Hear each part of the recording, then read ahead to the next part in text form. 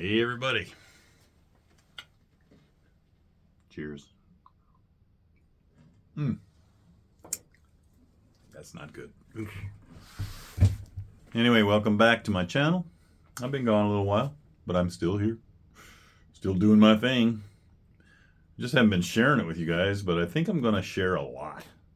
Maybe I might share too much. There's dark things you may not want to know. But I'll try not to share that shit with you guys. But I thought I would share what I'm doing right now. I'm sitting in this little red building. You've seen it before. And it's transformed. I was trying to finish it up to sell it, but I like the thing so much that it's become my little, and I refer to it as this now, it's my lab. So when anyone's trying to find me and I say I'm in my lab, this is where I'm at. So I'm in my lab. Anyway, I thought I would give you a little tour. I don't know how long it's going to take to give you a tour of let's see, what's the math? 7 feet by 8 feet. Math and all, I'm good with math and stuff, but what is it? Is that 56 square feet? Yep, 56 square feet. And, actually, I'm not even sure if it's a full 56 square feet because I lose some to insulation and such. But what I'm in the middle of doing, I'm going to turn my camera around to show you. First thing you notice is the walls, okay? I have yet to finish these walls. It's spray foam up top here. And this is a recycled 3-inch styrofoam that came off a commercial roof. That's what the tar is. Just ignore the tar. Suits a fella sometimes. Be all grubby and covered in grime and tar. So just a quick look around, and then I'm going to give you some details on the place. First thing you probably notice is all these batteries. Well, I'm building a power wall. I run my place on a power wall now. It's right now it's using some cells that are getting a little bit old and depleted. I've been running them pretty hard for 3 years. And it was only made up of a setup like this right here. This is a pack. I have 2 of them at present in my place. So each one of these is 480 cells. So 2 times that. Math. 960. So what I'm in the middle of doing is processing all these cells. And I take them out of these depleted laptop packs, right? And the last batch I got actually was a lot of really good battery cells. Not all of them. Some I don't want to say Chinese, but just low end, kind of like no-name cells that come from certain places in Asia. Some of them are really good, like these Dell ones are like, I got a few of these heavy packs that came out of like Panasonic Tough Books, and not them actually, not that Dell, but I got a stack. They're kind of like this big wide long packs, and they've got the top of the line cells in them. Basically the early Panasonic cells, like these guys right here. And this cell is like 15-20 years old, and it still has 2,600 milliamp hours of power in it, which is amazing. Like, that's a lot of energy. These are like cells you could make like e-bike batteries and real high draw stuff, like battery packs for power tools and that sort of thing. Then the low end ones are way down this way. Here's the process. Basically, you have these testers. If you don't know, these are for testing 18650s. Actually, they test a few different sizes of lithium batteries, but these are all 18650 batteries. The 18650 means 18.6 across, or sorry, 18, but some of them are actually like 18.4 or something like that. But they're close to 18 across millimeters, right? And 650 millimeters in length. Roughly like 3/4 of an inch by 2 3/4 inches long. Anyway, that's details that aren't really entertaining and important. But I'm testing them all. These testers will charge them first and then deplete them and see how many milliamp hours of power it takes to get down to a certain voltage, which it considers dead, which is about 2.5, 2.6 or something like that. Not entirely sure, but it shuts off. Then it recharges them so they're good to go. Once I want to put them in the pile of cells I plan to use. If they come out like only, well, these are the ones I will be using. So they go all the way up like almost to 3,000 and then all the way down to 1,700. And that's what I'll put in the packs. Now, if they're lower than that, and they seem like quality cells, but they just don't have a lot of capacity left, I save them and I put them all in here. I just call them project batteries. You know, they're just for messing around, making a quick project. Still a lot of energy in them, you know, if you have enough. Because it doesn't really matter if that they're dead-ish batteries. They still contain power, and if you pile a bunch of them up, there's a lot of energy there still. You just wouldn't use them for like high draw things like bike batteries or that sort of stuff. But so those are like 1600s, 1500s. Over here's 1400s, and then in here I just been chucking them in because it's, you know, I may not even ever use them, so I'm just started throwing them in there. They're like down to like 1200. Anything below 1200 ends up in the garbage or the no-name batteries like these ones. I'll just grab a few here and just show you. You know, they're not like name brands or anything.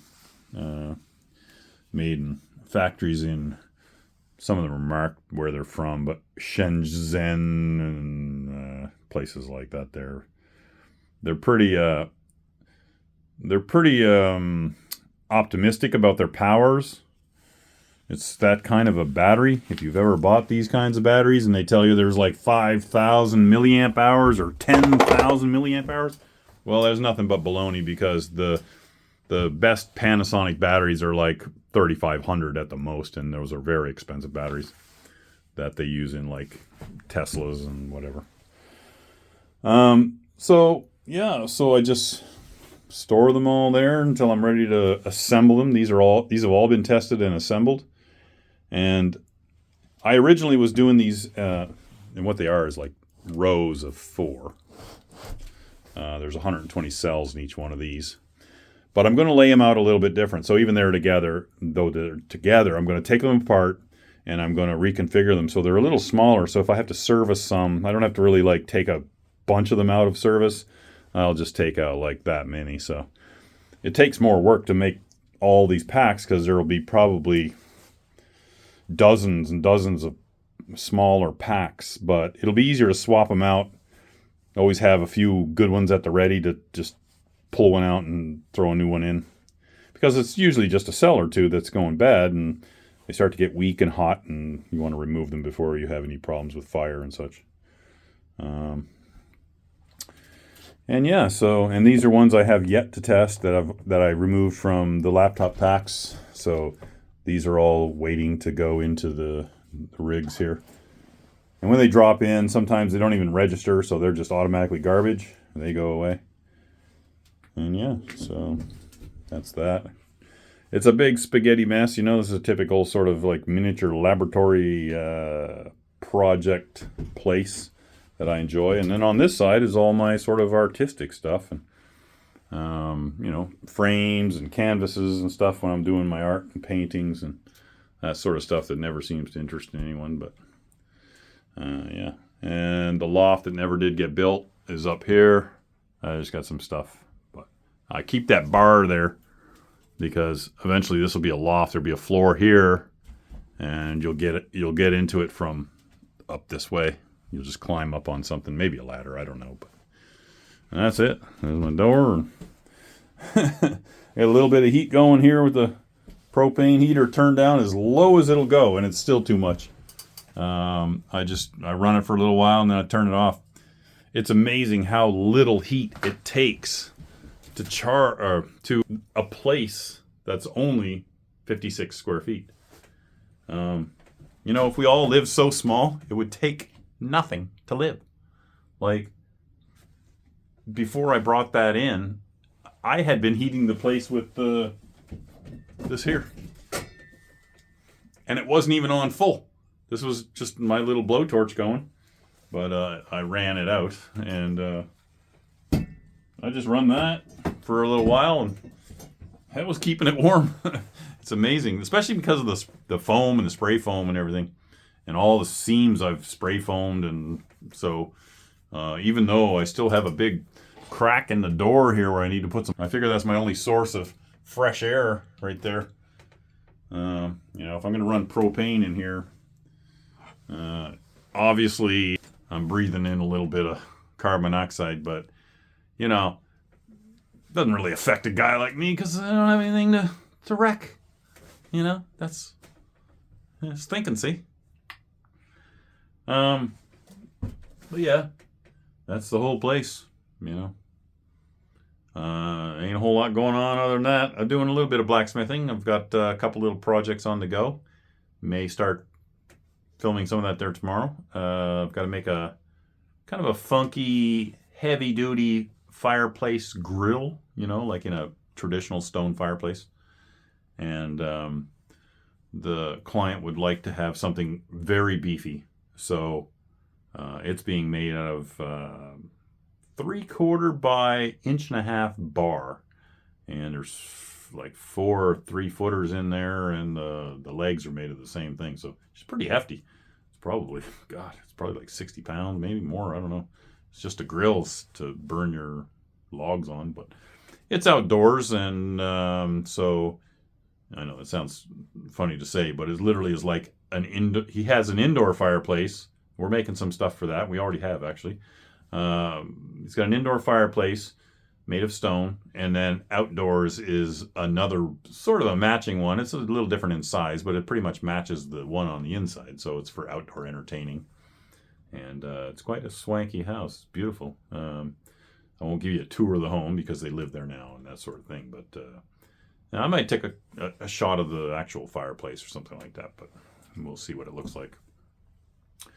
But yeah, I've got a little apprentice with me. Well, he's not little; he's a good-sized boy. He's only in high school still, but he's doing his what we have up here called a co-op, and it's in high school. I'm not sure they do it in like grades under 10, grade 10, 11, 12, or something like that. I don't know if ninth graders do it, but they have to do so many hours every year for their co-op, which is basically they find something that they're interested in. They go make arrangements to basically job shadow. But the thing is, it's not really job shadowing. It's actually, you know, they're not expected to work, but they're supposed to work, right? They're supposed to be your helper, or, you know, if it's something where it's literally work, I mean, maybe they do, but, you know, I'm not going to work this fella that much, but, you know, he's great. He's learning fast and seems pretty smart. And we'll see how it goes, you know, after the co-op is over with. You know, maybe I could use an occasional helper, and maybe he'll be there for me. So that should be cool if that works out. But anyway, tomorrow we'll work on the fireplace grill thing, and we'll take it from there. It looks pretty good, but I won't go into that too much. We'll surprise you tomorrow. It's not much of a surprise, but so anyway, that's it for now. I'm going to sign out, and it should be a little more interesting stuff very soon. I'm just checking back in with you guys, making sure that you haven't forgot about old Dan, who's really getting old. I mean, look at this dude. Like, I'm going bald and stuff. Like, come on. You know, it's depressing. Anyway, we'll see you tomorrow. Later.